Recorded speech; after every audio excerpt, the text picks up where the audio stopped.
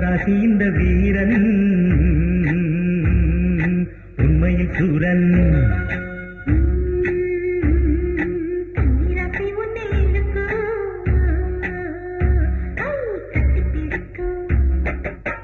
நல்லவர்க்கு நல்லவன் தான் தன்மானம் காக்கும் கண்ணன் நானே.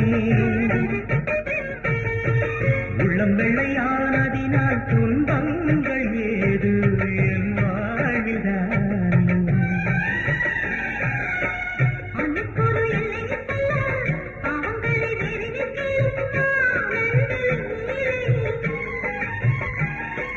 ஜாதி வேதம் இல்லாமலே நீதி போதம் சொன்னார்